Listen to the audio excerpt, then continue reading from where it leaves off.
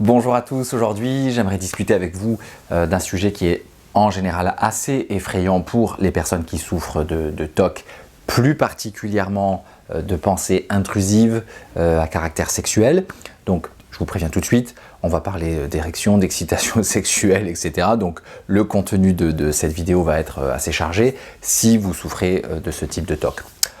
En revanche, j'espère réussir à vous donner des réponses assez éclairantes. Si vous vous posez des questions sur les sensations dans la zone génitale lorsque les pensées intrusives sont présentes, est-ce que ça veut dire que je suis vraiment pédophile ou incestueux ou homosexuel ou zoophile? Donc c'est de ça dont on discute aujourd'hui.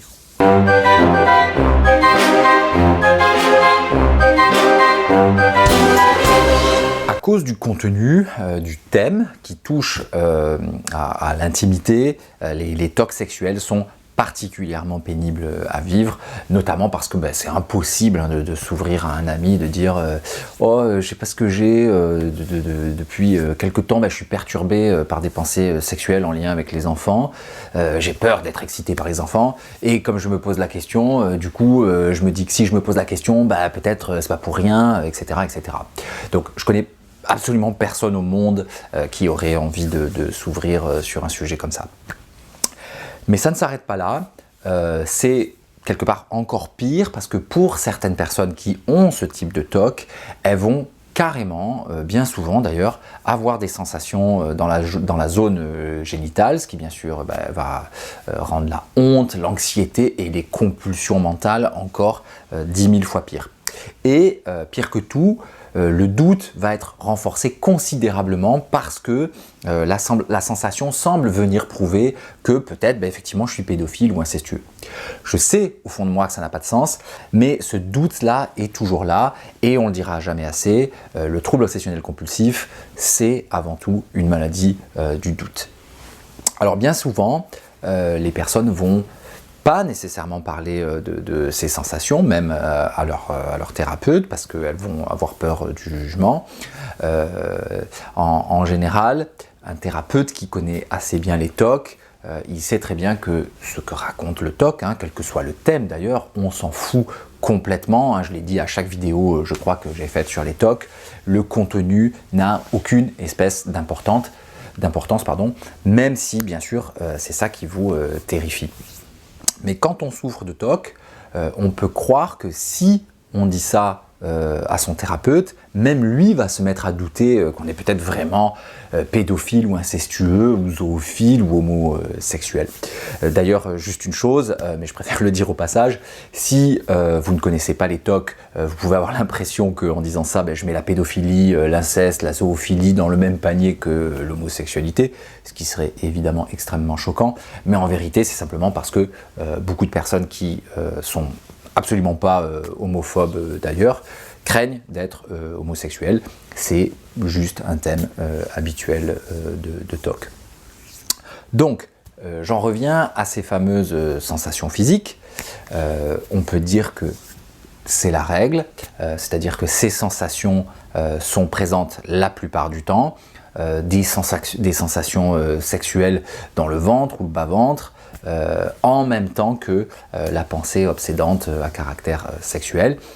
Et il faut dire d'ailleurs que ça peut même aller jusqu'à une érection pour un homme ou l'équivalent chez la femme. Alors, un mot par rapport à ça. Est-ce que vous avez déjà eu des problèmes de voisinage? Si c'est le cas, vous avez sans doute remarqué qu'au bout d'un moment, il y a une espèce d'ambiguïté sensorielle. Alors, je m'explique. Le problème de nuisance sonore, on va dire, dure depuis plusieurs semaines. Vous êtes de plus en plus énervé par la situation et vous y pensez tous les soirs avant de vous coucher, puis 1 heure avant d'aller vous coucher, puis 2 heures avant. Et vous êtes dans une espèce de lutte interne permanente, de non-acceptation. Et vous finissez par être devenu hyper vigilant et réactif au moindre bruit. Si bien qu'à un moment, il vous semble entendre vos voisins faire du bruit, alors que vous allez apprendre quelques jours plus tard que cette semaine-là, ils n'étaient même pas là. Et le doute est tellement devenu fort qu'il vous faut parfois plusieurs minutes pour dire « Non mais ok, est-ce que j'entends du bruit là ou pas ?» Et c'est le même phénomène qui se passe avec les TOC à caractère sexuel, c'est-à-dire que à force d'être dans le refus, d'être dans la lutte, dans la non-acceptation, vous avez en quelque sorte éduqué votre cerveau à être focalisé, hyper focalisé sur quelque chose, et de ce fait, votre cerveau croit reconnaître la chose en question. Donc si vous souffrez d'un TOC sexuel, je sais ce que vous êtes en train de penser, vous vous dites « oui, mais c'est pas la même chose de croire qu'on entend ses voisins faire du bruit alors qu'ils ne sont pas là, c'est pas la même chose qu'avoir une excitation sexuelle, parce que dans un cas c'est mental et dans l'autre cas c'est physique. Mais en fait, si c'est la même chose, c'est exactement le même phénomène de focalisation de votre cerveau. Prenons un exemple simple que vous pouvez faire. Prenez quelques instants et concentrez-vous sur une zone de votre corps qui démange, généralement c'est quelque part dans le dos, et faites l'expérience de vous concentrer à fond dessus sans vous gratter. Mettez la vidéo en pause si vous voulez et faites-le vraiment, vous êtes juste concentré sur cette démangeaison. Voilà, c'est fait. Alors qu'est-ce qui se passe? En général, ça prend à peine quelques secondes pour que vous ayez une envie assez forte, quasi irrésistible, de vous gratter. Et pourtant, cette sensation, avant de mettre votre attention dessus, elle n'était pas là. Ou alors, elle était là, mais à un niveau tellement faible que vous n'aviez absolument aucune envie de vous gratter. Et vous n'aviez même aucune conscience que tel point de votre corps vous démangeait. Mais une fois que vous avez commencé à mettre votre attention là-dessus, ça y est, c'est quasi irrésistible, vous avez envie de vous gratter. Alors, pour revenir au TOC à thème sexuel, c'est un peu le même phénomène, et donc les personnes vont vérifier ou essayent de se convaincre qu'elles ne sont pas véritablement attirées par des enfants ou des personnes du même sexe, ou des personnes de leur famille, ou des animaux. Et donc pour ça, elles vont chercher sur Internet, ou bien elles fixent une photo d'enfant et elles se focalisent sur leur réaction, et notamment dans la zone génitale bien sûr, pour s'assurer de ne pas sentir d'excitation. Mais malheureusement, en se focalisant dessus, ça peut créer une sensation, alors qui va être plus ou moins vague ou plus ou moins précise, mais qui va suffire à alimenter le doute et les analyses mentales et la recherche dans les souvenirs et le discours intérieur, le dialogue intérieur permanent qui, en réalité, est une gigantesque compulsion mentale qui alimente le TOC. Vous savez, si vous suivez ma chaîne, que le vrai problème du TOC, ce ne sont pas les pensées intrusives, les obsessions, puisque, encore une fois, tout le monde en a, mais ce sont les compulsions. Car à cause des compulsions, ces fameuses pensées reviennent et sont comme bloquées dans votre tête. Donc, vous voyez, il y a carrément une sensation intrusive à cause de ce phénomène d'hyperfocalisation. Donc le fait que vous ayez éventuellement une érection ou une sensation d'excitation sexuelle, ce n'est absolument pas une preuve que votre pire peur est vraie.